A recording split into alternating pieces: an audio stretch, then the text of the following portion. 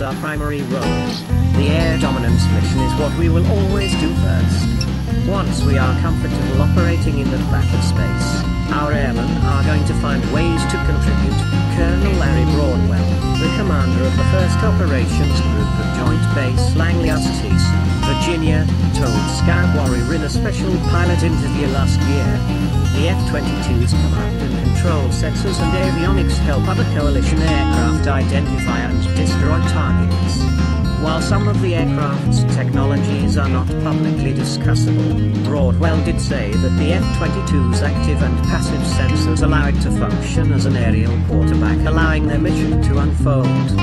For example, drawing upon information from a ground-based command and control center or nearby surveillance plane, such as a joint surveillance and target attack radar system, the F-22 can receive information or target coordinates from nearby drones, Broadwell explained.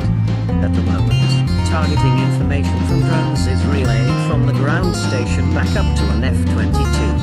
However, computer algorithms and technology is fast evolving such that aircraft like an F-22S will soon be able to quickly view drone video feeds in the cockpit without needing a ground station, and eventually be able to control nearby drones from the air. These developments were highlighted in a special Scout Warrior interview with Air Force Chief Scientist Greg Zacharias. Zacharias explained that 5th-generation fighters such as the F-35 and F-22 are quickly approaching an ability to command and control nearby drones from the air. This would allow unmanned systems to deliver payload, test enemy air defenses and potentially extend the reach of ISR missiles.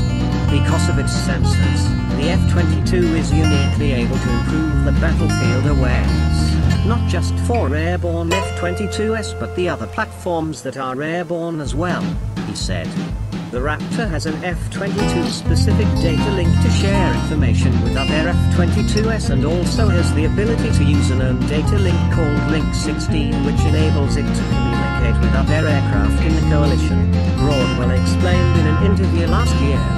Newer F-22s have a technology called synthetic aperture radar, or SAR, which uses electromagnetic signals or pings to deliver a picture or rendering of the terrain below, allow for better target identification. The SAR technology sends a ping to the ground and then analyzes the return signal to calculate the contours, distance and characteristics of the ground below. The addition of SAR mapping has certainly enhanced our air-to-ground capability.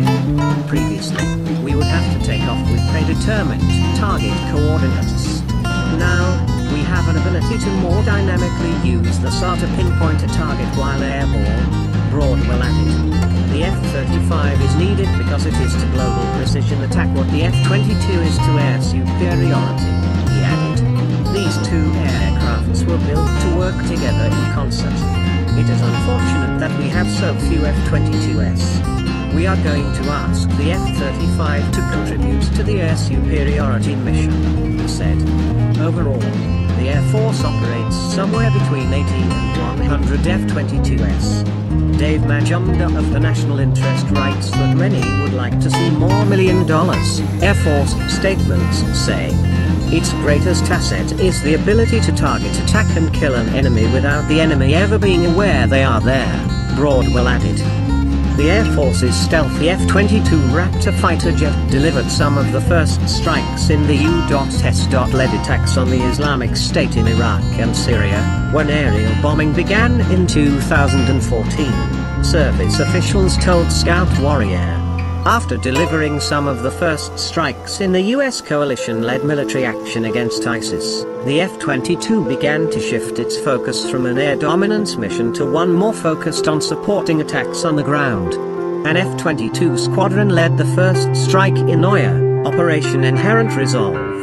The aircraft made historic contributions in the air-to-ground regime, even though ISIS does not have sophisticated air defenses or fighter jets of their own to challenge the F-22. There are still impactful ways in which the F-22 continues to greatly help the ongoing attacks, Broadwell said.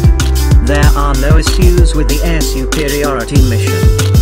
That is the first thing they focus on.